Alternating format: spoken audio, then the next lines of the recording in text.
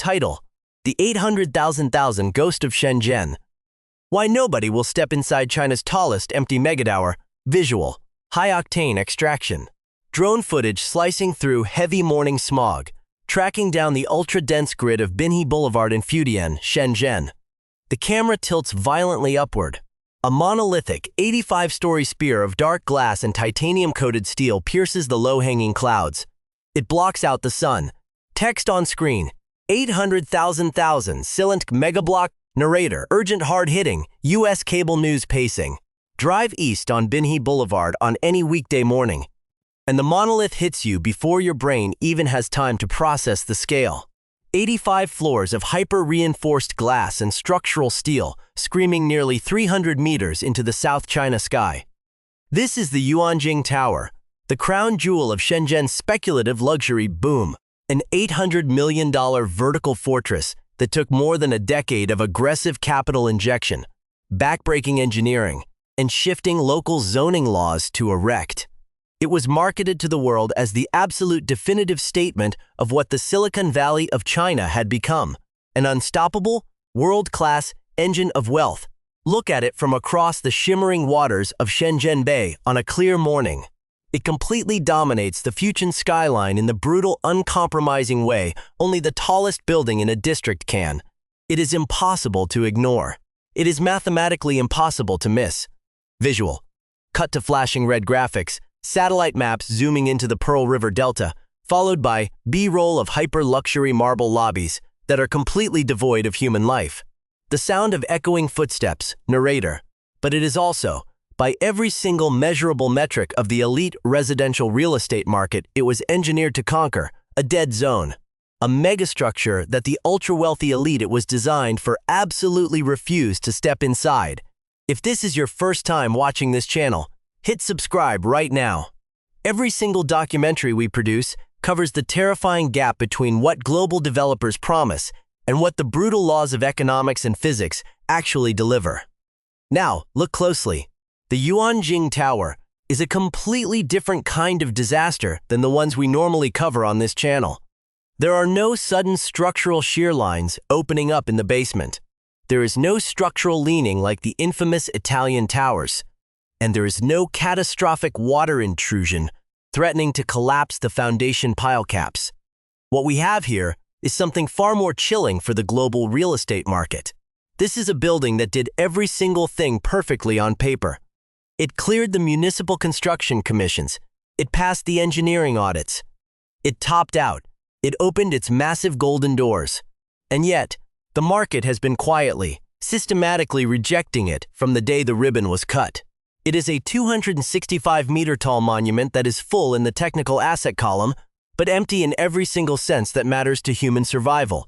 Visual: rapid historical montage. Black and white clips of early 2000s Shenzhen, muddy construction fields transitioning into hyperspeed crane operations. Fast-paced techno-thriller music intensifies. Narrator: to understand how an 800 million engineering marvel turns into a vertical ghost ship, we have to rewind the clock. The story of the Yuanjing Tower does not begin in 2014 when the heavy pile drivers first shattered the silence of Binhe Boulevard. It begins in 2006, at the absolute zenith of the South Florida-style real estate craze that gripped mainland China's first-tier economic zones. In 2006, the Shenzhen Municipal Housing Bureau approved the blueprint for an unprecedented mixed-use megastructure at 1100 Binhe Bay Drive. The geology was deemed flawless, solid granite bedrock beneath layers of alluvial silt. The location was prime, sitting right on the perimeter of the financial district. The zoning was altered to allow for maximum vertical density, and the macroeconomic timing felt bulletproof. This was the peak of the pre-crisis expansion. Developers across China were pouring high-strength concrete faster than their sales offices could print brochures. Wealthy tech executives and manufacturing magnates were blindly wiring massive multi-million yuan deposits for luxury residential units that didn't even exist yet, using capital borrowed against other speculative assets that were themselves heavily leveraged. The original 2006 blueprint for Yuanjing Tower was a masterclass in hyper-density. It called for a towering, multi-tiered ecosystem, high-end corporate office suites at the base, a massive 208-room international luxury hotel in the midsection, and a sprawling collection of ultra-exclusive residential apartments stacked all the way to the 85th floor. It was Shenzhen's direct aggressive answer to Manhattan's Wall Street or Hong Kong's Central District. And then, 2008 happened. Dramatic screen glitch. News headlines flash, global liquidity crunch. Sound effect, a deep, resonant bass drop narrator. The global financial shockwave of 2008 didn't just slow down the mainland coastal real estate engine. It slammed on the emergency brakes. Across the Pearl River Delta, capital lines dried up overnight. Mega projects under active construction were abruptly abandoned, leaving rusted crane towers tilting over hollow concrete shells. Projects still in the design phase were instantly wiped from municipal ledgers. The premium dirt at 1100 Binhe Bay Drive went completely dark. The flawless blueprints sat inside a vault at the local planning department, gathering dust. The international credit lines vanished. For nearly 4 long years, one of the most commercially valuable pieces of sky on the planet produced absolutely nothing but weeds and broken promises. RTBR Hu, a titan of old-school southern Chinese real estate. Hu was no speculative newcomer chasing a quick flip. He was a legendary iron-willed figure who had been reshaping the skylines of Guangdong province since the early manufacturing boom of the late 1970s and 80s. His flagship megafirm, Guangdong East Coast Realty, possessed a multi-decade track record of surviving the most brutal market corrections in Asian history. Hu had watched cities boom, crash, stabilize, and explode again. He understood the golden rule of real estate: you buy the dirt at the absolute bottom of the cycle. In 2009, while the rest of the market was paralyzed by fear, Hu's firms stepped in and snatched the dormant Binhe Bay site for a shockingly low fire sale price of just $33 million.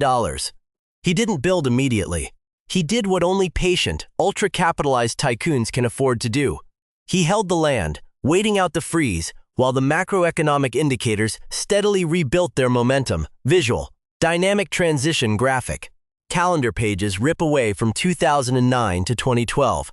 The screen brightens as massive architectural schematics unfold digitally across the screen. Narrator. By 2012, Shenzhen's high-end sector was roaring back to life with a vengeance. Hu decided it was time to unleash the beast. He threw out the old mid-rise schematics and brought in a visionary master architect, Moshe Kosaker, to completely reimagine what 1100 Binhe Bay Drive could become. The new blueprints delivered to the Municipal Construction Commission were breathtaking. The reimagined Yuanjing Tower would now explode upward to 85 structural stories. It would house a colossal 821 premium residential spaces, but with a radical, highly controversial twist for the luxury market. They would not be for sale. They would be strictly ultra-luxury apartments for rent. The tower would also integrate a 208-room 5-star Hyatt-branded boutique hotel, premium subterranean retail arcades, Class A executive office suites, and a massive, subterranean automated parking matrix engineered to hold over 2,000 luxury vehicles. When completed, it would stand as the absolute tallest residential structure south of the Yangtze River. The total projected cost to bring this behemoth to life? A staggering, eye-watering $800 million. But it was that single, fateful decision by TBR Hu to pivot from a traditional condominium sales model to a pure luxury rental model that would set the stage for one of the most fascinating economic standoffs in modern architectural history. A decision that seemed completely logical under the bright lights of the 2012 boardroom, but one that would ultimately transform the tallest residential tower in the region into a silent, unlivable vault of stranded capital. Next, visual, time-lapse depth charge. A rapid, hyper-stylized digital recreation of the Yuanjing Tower rising floor by floor out of a subterranean chasm. Crimson data points flicker across the screen, tracking dates from 2014 to 2018, while concrete volume meters spike exponentially into the millions of cubic meters. Narrator. January 2014. The official command was handed down from the corporate headquarters of Guangdong East Coast Realty. In the heart of Shenzhen's financial core, the earth began to shake. What followed was one of the most structurally punishing, logistically hostile, and legally volatile construction cycles in the modern history of the Pearl River Delta, to anchor an 868-foot behemoth into the complex coastal stratum of Shenzhen. Engineers had to drive ultra-heavy steel-reinforced concrete foundation piles deeper into the subsurface than almost any other residential project in the province. The sheer physics of the site were unforgiving. You are talking about a constrained, hyper-dense urban footprint jammed directly against the massive traffic artery of Binhe Boulevard. There was no staging ground, no room for error. Every single delivery of high-strength concrete, every massive structural I-beam, and every square meter of specialized triple-glazed glass curtain wall had to be timed down to the exact second with municipal transit authorities. Visual. Bold text flashes on screen. The Rheinforcity concrete macrach, cut to high-contrast engineering schematics, showing the structural core of the tower, highlighting the high-strength concrete specifications and wind-dampening outrigger systems. Narrator. The engineering chronology of Yuanjing Tower is a staggering testament to raw scale. Contractors poured over 180,000 cubic meters of industrial-grade concrete into the foundations and central structural core. To handle the violent typhoon-force winds that whip across Shenzhen Bay every summer, the tower's core walls were engineered to be up to 5 feet thick at the base, tapering as the structure climbed past the 50th, 60th, and 70th floors. Every single week, massive convoys of heavy cement mixers clogged the streets of Fujian, keeping up with a relentless structural cycle. The local municipal construction commission implemented round-the-clock inspection protocols, deployed field engineers to track structural settlement down to the exact millimeter, and monitored the curing temperatures of the massive concrete pours to ensure no micro-fissures formed within the core matrix. But as the tower pushed higher into the sky, the immense pressure of the timeline began to fracture the relationship between the developer and the builders. Visual. Split-screen graphic. On the left, corporate logos of Guangdong East Coast Realty. On the right, the emblem of the massive state-backed contractor, China Construction Engineering Corporation. A red line cracks between them. Text on screen, 45 million litigation storm. Narrator. The integration of a luxury Hyatt-branded hotel, commercial office spaces, multi-level retail, and over 800 high-end rental apartments into a single vertical footprint created an architectural labyrinth. The technical blueprints were revised repeatedly by Moshe Kosacher's design firm to accommodate changing fire safety regulations and municipal code updates from the local housing bureau. By late 2016, the primary general contractor, a massive, top-tier domestic infrastructure syndicate, reached a breaking point, alleging that they were being forced to execute millions of dollars in unpaid, out-of-scope structural alterations without adequate time extensions. The contractor halted work. The developer responded with immediate termination. Instantly, the tallest residential project in the region was plunged into a multi-million-dollar legal warfare zone. The contractor filed massive liens against Guangdong East Coast Realty, demanding tens of millions of dollars in back payments and damages. For months, the high-speed cranes sat frozen against the clouds, a chilling reminder of how quickly an 800,000 dream can be derailed by corporate friction. Visual. Smooth. Sweeping cinematic footage of the completed glass facade reflecting the sunset over the South China Sea. The camera swoops down into a breathtaking, ultra-modern luxury lobby filled with polished granite and golden accents. Narrator. It took a second major state-aligned construction firm to step in, assume control of the structural schematics, and push the tower across the finish line. Early 2018. 4 years after the initial groundbreaking and more than 12 years after the city of Shenzhen first approved the land use, the Yuanjing Tower finally stood complete in physical form. Steep into the grand atrium of the Yuanjing Tower in 2018, and it felt like you were stepping directly into the future of global wealth. The craftsmanship was immaculate. The scale of the luxury amenities was deliberately over-engineered to outclass every other development in Asia. We are talking about multiple resort-style swimming pools cantilevered over the lower podium, a multi-level state-of-the-art fitness hub, private dining salons, automated business centers, and full-service concierge desks managed by international hospitality experts. And then there were the views. From the upper residential sanctuary zones 868 feet above the bustling streets of Shenzhen, the geography of the economic boom opened up before you. On a clear afternoon, residents could look out across the entire glittering arc of Shenzhen Bay, tracking the massive infrastructure of the Hong Kong-Zhuhai-Macau Bridge stretching across the horizon, the deep blue of the ocean to the east, and the unending, hyper-dense neon grid of metropolitan Shenzhen sprawling out in every direction. As a physical monument of modern engineering, the Yuanjing Tower delivered absolutely everything it promised. The structure worked perfectly. The high-speed elevators shot up to the 85th floor in a matter of seconds without a single vibration. The plumbing, the central climate matrix, the triple-layered glass curtain walls, everything passed the final inspections of the China Academy of Building Research with flying colors. But as the heavy glass doors opened to the public, the development team ran headfirst into a cold, hard, and unforgiving mathematical reality. The tower was physically flawless. What it desperately lacked was the one single element required to keep an 800,000 asset alive. Tenants, visual. Quick cut to a stark, dimly lit office room.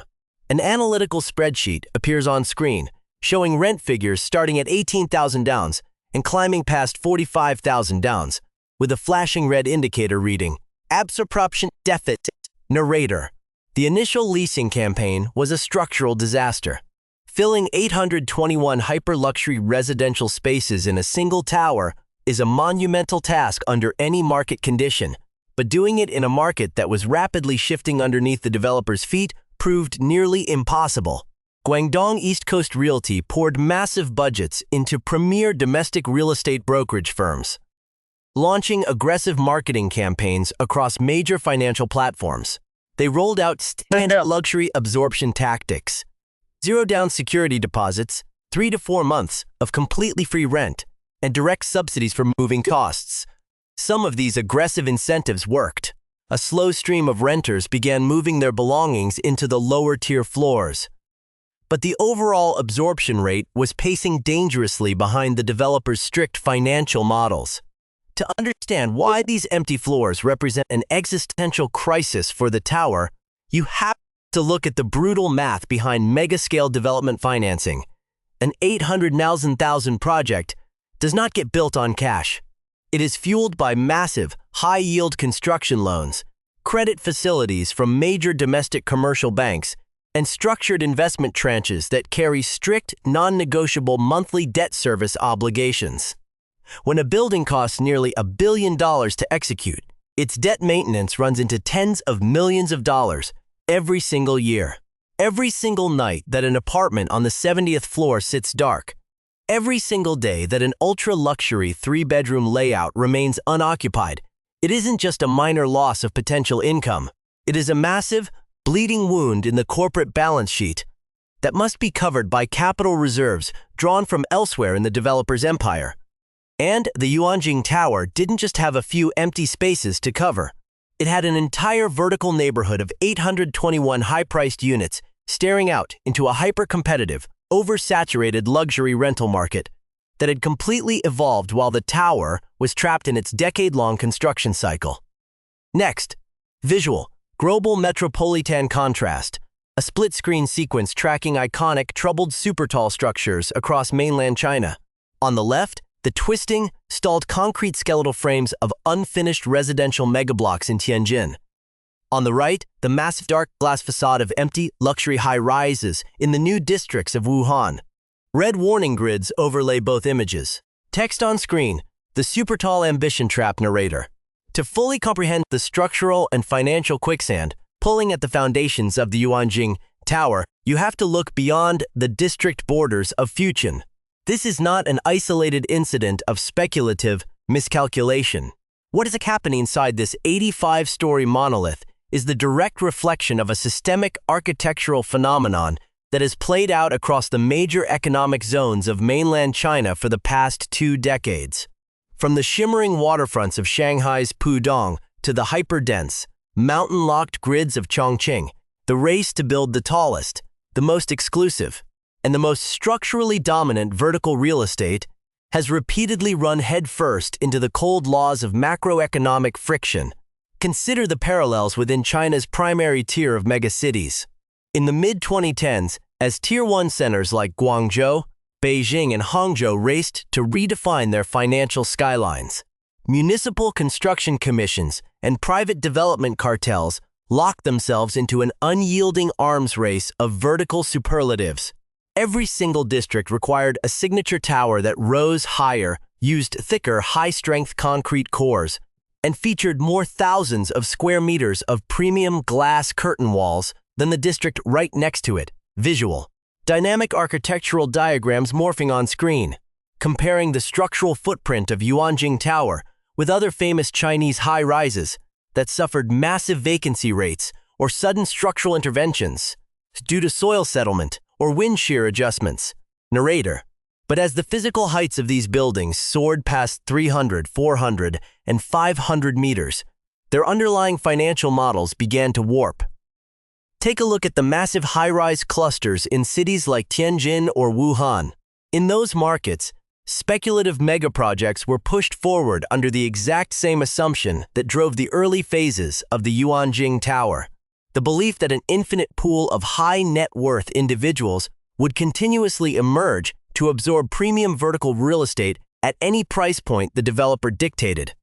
When those projects topped out, the developers frequently discovered that while the domestic engineering apparatus could easily conquer the physical challenges of building into the clouds, managing millimeter-level soil settlement, balancing immense dead loads, and neutralizing intense aerodynamic wind forces, it could not engineer human demand. The results are visible across the country: structurally brilliant, architecturally stunning megatowers that function effectively as vertical safety deposit boxes for corporate capital, sitting completely silent against the night sky with only a fraction of their windows illuminated. In the case of the Yuanjing Tower, this structural ambition trap was compounded by a radical, unprecedented mechanism engineered into its very capital foundations: the strategic utilization of international investment pipelines. Visual. High-tech financial infographic tracing capital flows from overseas investment accounts into the primary construction accounts of Guangdong East Coast Realty. Passports and corporate ledgers flash in the background. Text on screen: transnational capitation. Narrator. The construction financing of an 800,000 megastructure requires an incredibly intricate, multi-layered capital stack. For Yuanjing Tower, a critical portion of this massive financial foundation was secured through specialized transnational investment frameworks, designed to attract affluent foreign nationals and overseas funds looking to lock down prime mainland real estate assets in exchange for structural economic positioning and residency benefits within the region's special economic frameworks. Tens of millions of dollars poured into the construction accounts of Guangdong East Coast Realty. Through these international syndicates, investors from across Southeast Asia, North America, and Europe contributed massive blocks of capital straight into the foundation phase of the tower. On paper, this was hailed by regional financial analysts as an absolute masterstroke of innovative project syndication. It brought in highly liquid, non-domestic cash reserves exactly when local commercial banks were beginning to tighten their credit criteria in response to rising macroprudential controls. But this international capital injection came with a massive, hidden structural catch.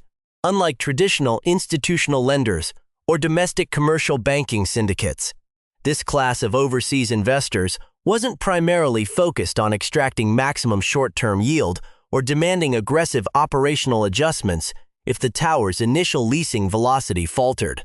Their core motivation was capital preservation and long-term asset security within China's premier Tier 1 market. Because of this unique dynamic, the external pressure on the corporate management team of Guangdong East Coast Realty to rapidly recalibrate their premium rental rates or restructure their product offering, was effectively muted. The building was allowed to maintain its hyper-expensive ultra-luxury pricing model far longer than a traditionally financed project could ever survive, floating high above the reality of the local market like a cloud-skimming mirage. Visual. Sharp transition to a high-contrast timeline axis slicing across the screen from 2018-2023. Interest rate percentages climb up an aggressive vertical vector as heavy vault doors slam shut in sequence. Sound effect. Metallic clangs echo. Narrator. While the international capital stack kept the project insulated during its early operational phases, the global macroeconomic environment was preparing to deliver a massive, systemic shock to the tower's carrying costs. By the time the final glass panels of the curtain wall were polished and the luxury hotel components opened their doors, the historically low interest rate environment that had fueled the global post-crisis expansion was coming to an end as regional monetary policies shifted, and the cost of debt service began to climb rapidly across all commercial sectors between 2022 and 2024. The structural math holding up the Yuanjing Tower went completely toxic. A building that was already facing significant headwinds, trying to generate enough monthly rental income to cover its baseline debt obligations at minimal interest rates, suddenly found its floating liabilities exploding upward. The capital carrying costs became a relentless, multi-million yuan monster eating away at the parent company's broader corporate balance sheets. Every single morning that the leasing offices opened to a hyper-competitive, oversaturated Shenzhen market, the gap between the tower's fixed operational obligations and its actual realized revenue grew wider, setting the stage for a massive, high-stakes financial intervention that would expose the true vulnerability of Shenzhen's tallest empty mega tower. Next, visual. Human elevation deficit. A lingering cinematic shot panning vertically down the dark glass facade of Yuanjing Tower during the evening rush hour. While neighboring office towers in Fujian hum with light and activity, whole sections of Yuanjing's upper residential zones remain entirely black. The camera cuts to the street level, capturing the intense, chaotic flow of cars on Binhe Boulevard, emphasizing the physical isolation of the tower. Narrator. To understand what it actually means to live inside an $800 million vertical vacuum, you have to talk to the people who actually look out from its triple-glazed windows. This isn't just a story about macroeconomics and corporate debt restructuring. It is a story about the micro-realities of everyday life inside a high-rise island, and the profound structural mismatch between what luxury renters in Shenzhen actually want and what this 85-story monolith was engineered to provide. Take the case of Mr. Zhang, a senior software architect working at a major telecommunications firm headquartered just a few kilometers away in Nanshan District. In late 2021, drawn by the undeniable prestige of living in the tallest residential structure south of the Yangtze River, Zhang signed a long-term lease on a sprawling two-bedroom unit on the 62nd floor. The monthly rent was an astronomical 35,000 yuan, a figure that would comfortably lease a luxury villa with a private garden in the greenest suburbs of Hangzhou or Chengdu. Visual, interior tracking shot moving down an incredibly long, silent residential corridor on the 60th floor of Yuanjing Tower. The lighting is pristine, the marble floors are immaculate, but there are no shoes outside doors, no sounds of televisions or cooking, and no signs of life. Just a row of identical electronic locks. Narrator. At first, Zhang felt the thrill of absolute elevation. The floor-to-ceiling glass offered an uncompromised view of the Pearl River Delta, a daily reminder of his own upward mobility within China's economic miracle. But within 3 months, the illusion of luxury began to unravel, replaced by the mundane, exhausting reality of hyperscale vertical living. The first failure wasn't structural, it was logistical. Because Yuanjing Tower packs 821 massive residential apartments into a single vertical footprint, alongside a 2- to 8-room Hyatt-branded hotel and multiple floors of commercial office space. The building's internal transportation matrix operates like a heavily congested municipal transit system. On a weekday morning at 8:15 a.m., as Zhang tried to commute to his office, The wait times for the high-speed elevator banks routinely stretched past 12 minutes. Because the tower was engineered with the ruthless space efficiency of a massive mega hotel rather than a boutique luxury estate, the elevator cabs were frequently crowded with hotel guests, maintenance staff hauling heavy laundry bins, and corporate employees heading to the lower podium floors. The corridors outside his door didn't feel like an exclusive sanctuary for the elite. They felt like the sterile, unending hallways of a high-density transit hub. Zhang found himself sharing his premium amenities, the cantilevered swimming pools, the panoramic fitness center, the sky lounges, not with a select handful of ultra-wealthy peers, but with a constantly rotating, highly transient population of short-term hotel occupants and business travelers. The exclusivity that justified the 35,000 yuan premium did not exist. Visual, fast-paced urban map graphics centered on 1100 Binhe Bay Drive. Red walking radius rings expand outward from the tower, hitting barrier lines like massive highway overpasses and industrial zones, showing a distinct lack of pedestrian-friendly high-end retail or street life. Narrator. Then came the geographic trap. Look closely at the southern edge of Fujian, where Yuanjing Tower sits. The address on Binhe Bay Drive sounds immaculate in a corporate real estate prospectus, but the ground-level reality is a complete structural mismatch for high-end residential living. The tower is situated at a critical nexus where Binhe Boulevard curves dynamically toward the primary highway networks connecting Shenzhen to Hong Kong. It is an infrastructure masterpiece for logistics, but a pedestrian desert for human beings. For a luxury tenant paying top-tier prices, the ultimate luxury is effortless urban integration. They want to step out of their lobby directly into a dense, walkable fabric of high-end cafes, boutique grocery stores, artisanal restaurants, and tree-lined promenades. The exact kind of street-level vibrance that defines the most coveted residential pockets of Shanghai's Old French Concession or Guangzhou's Zhujiang New Town. But step outside the golden doors of Yuanjing Tower, and you are immediately confronted by an uncompromising wall of heavy urban transit. To reach the actual heart of Fujian's social and culinary density, just a few blocks to the north, a resident cannot simply walk.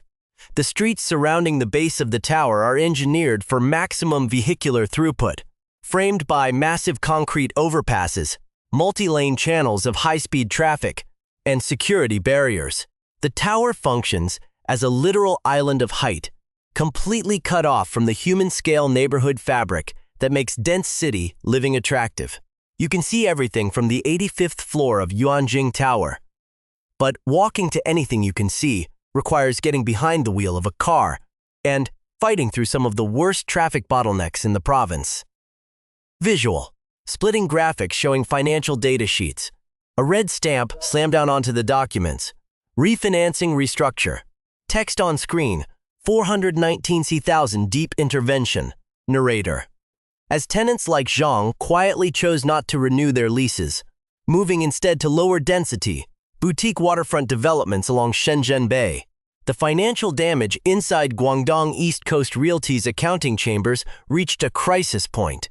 By 2023, the mathematical reality of managing an 800,000 asset with a chronic absorption deficit finally forced the developer's hand, leading to a massive public financial intervention that exposed the true state of the project. A syndicate of major domestic institutional lenders, spearheaded by state-aligned financial entities and co-lenders like Bank of Zhujiang and regional asset management corporations, stepped in to execute a massive $419 million refinancing of the Yuanjing Tower mortgage. Let's be absolutely clear about what this numbers game means. A $419 million emergency debt restructuring on an asset that cost $800 million to build, occurring a full 5 years after the building officially opened its doors, is never a declaration of commercial strength. It is the definitive, undeniable sign of a developer desperately managing an economic emergency that has completely failed to play out according to the original projections. The refinancing didn't magically inject new value into the empty apartments on the 70th floor. It didn't bring in a wave of high-paying tenants to fill the vacant residential wings. What it did was buy something far more precious and far more expensive for the corporate survival of the firm: time. It restructured the high-yield construction debt, pushed back the immediate maturity dates, and extended the financial runway of the project. It allowed Guangdong East Coast Realty to avoid a highly public, catastrophic default that would have sent shockwaves through the regional luxury property market, but it left the underlying structural flaw completely untouched. The building still had to find a way to generate more revenue than it was pulling in, or face an inevitable, even larger reckoning down the road. Visual, somber montage of architectural details, transitioning to a portrait of an elderly, iron-willed Chinese businessman. Text on screen: Tiber Hu, 1927-2023. The end of an era. Narrator. The stakes for this financial survival strategy became even more precarious in November of 2023, when the ultimate anchor of the entire enterprise vanished. Tbr Hu, the legendary patriarch who had guided Guangdong East Coast Realty through more than 60 years of economic storms, market crashes, and political transformations, died at the age of 96. Hu was the living embodiment of old-school, southern Chinese development grit. He was a tycoon who had built his empire when Shenzhen was nothing more than a collection of fishing villages and small fabrication plants. He had the immense personal capital, the deep institutional relationships with state banks, and the sheer stubborn patience required to push a troubled 85-story megastructure through a decade of litigation, contractor terminations, and shifting economic cycles. The Yuanjing Tower existed in the physical world simply because Hu had the personal power to force it into existence against all odds. But what even the great Tbr Hu could not control from his boardroom was the unpredictable, evolving taste of a new generation of Chinese wealth.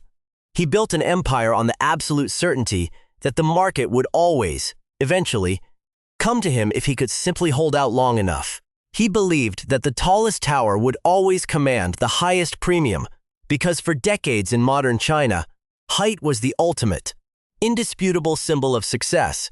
But as his successors took control of the restructured $419 million debt matrix in late 2023, they inherited a project trapped in a profound cultural and generational shift. The modern high-earning tech elite, financial executives, and venture capitalists of the Pearl River Delta were no longer impressed by the raw, brute force scale of an 85-story rental block. They were looking for exclusivity, health-centric architecture, walkable urban environments, and community-driven design, the exact opposite of the massive hotel-style efficiency that defined every square meter of the Yuanjing Tower. The patriarch was gone, the debt was extended, and the towering monument he left behind was left standing completely exposed to a rapidly approaching architectural storm that would threaten to strip the building of its most valuable asset, its identity. Next, visual, architectural eclipse, high-tech 3D wireframe animation zooming out from Yuanjing Tower, revealing the surrounding blocks of the Pearl River Delta. A massive crystalline digital structure begins to rise just a few kilometers away, completely eclipsing Yuanjing's height. Text on screen: the overtaking zone, 1,049 feet, 320 meters. Narrator. Now, we come to the most critical, least discussed, and ultimately most devastating element of the entire Yuanjing Tower saga. Everything we have unpacked so far, the 800 million capital expenditure, the freezing of the credit lines during the post-crisis years, the brutal litigation with state contractors, and the emergency 419 million refinancing package executed with regional commercial banks, was built upon one single, unshakable marketing pillar. One golden hook that justified the extreme premium the building needed to charge to service its massive debt: the superlative. The absolute title of being the tallest residential building in the entire economic zone. The highest view south of the Yangtze River, every single glossy brochure printed by Fortune Development Sales, every single VIP presentation delivered to wealthy tech executives in Nanshan, and every single digital ad campaign splashed across domestic financial networks asked the exact same seductive question. Why would you live anywhere else when you can live at the absolute top of the world? But in the hyper-accelerated urban landscape of modern China, Structural superlatives are the most fragile assets an investor can buy. They possess a definitive, non-negotiable expiration date. Visual. Dramatic transition to actual drone footage of a massive, hyper-modern construction site. Towering red cranes are seen assembling a complex, twisting skyscraper silhouette of geometric glass cubes piercing the clouds. Text on screen, the Anhua Luxury Monarch.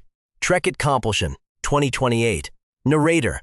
Just a few blocks away, rising out of a premium waterfront plot on Biscayne Boulevard's Chinese equivalent, along the newly zoned Metropolitan Promenade. A new giant is actively breaking through the clouds. This is the Anhua Luxury Monarch Hotel and Residences, currently under construction by a massive state-backed engineering consortium. This architectural marvel is engineered to top out at a staggering 1,049 feet, exactly 320 meters above sea level. When the final glass curtain wall panel is bolted into place, it will officially claim the title of the tallest residential megastructure east of the Pearl River, completely shattering Yuanjing Tower's decade-long dominance. Think about what happens to the underlying economics of an 800,000 ghost tower when its primary reason for existing simply evaporates. The physical apartments inside Yuanjing will still exist, of course. The high-speed elevators will still run up to the 85th floor, and the panoramic views of Shenzhen Bay will remain extraordinary. But the psychological leverage changes fundamentally the exact second that a taller structure opens its doors next door. You can no longer market to the ultra-exclusive tier of high-net-worth individuals who pay massive rent premiums specifically for the status of living in the highest tower in the city. That ultra-wealthy, status-driven demographic will instantly migrate to the newer, taller, more technologically advanced project down the boulevard. Yuanjing Tower will be stripped of its identity. It will cease to be a historic statement of urban ambition and will instantly become just another very tall, aging glass box, competing on raw price and basic features in a real estate market that is already hyper-saturated with luxury inventory. It is a strategy that the building's rigid, massive debt structure simply cannot support. Visual. Slow, cinematic tracking shot scanning across the empty, dark amenity decks of Yuanjing Tower at dusk. The water in the pool ripples silently in the wind. The camera moves toward the bright neon lights of the city below. Narrator. Walk through the grand, marble-clad lobby of Yuanjing Tower tonight, and everything will look like a flawless picture of corporate success. The concierge desks are fully staffed with immaculate attendance. The internal hotel component is operating. The high-speed elevators hum quietly behind polished steel doors. The lights are turned on across the expansive amenity decks, and a few residents can be seen looking out over the city from the lower-tier balconies. If you stepped inside without knowing the complex engineering and financial history of the project, you would look up at its 85 stories of shimmering glass and see nothing but an absolute triumph of modern Chinese architecture. What you would not see is the massive, widening gap between what this building costs to execute and what it actually earns in the real world. You would not see the highly confidential refinancing agreements sitting on the desks of the local housing bureau.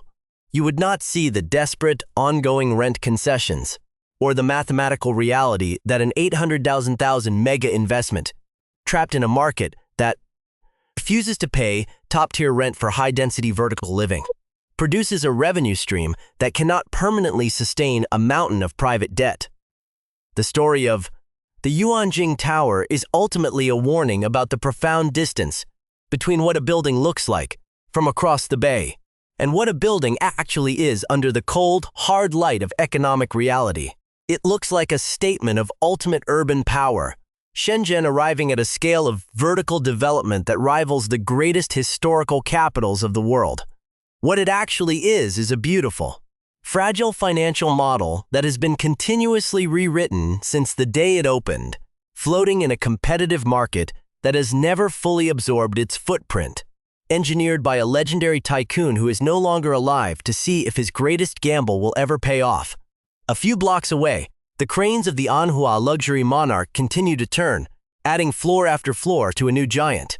And with every single structural layer they pour, They bring the Yuanjing Tower one floor closer to the ultimate moment of reckoning. The moment when it will no longer be able to answer the only question its marketing has ever known.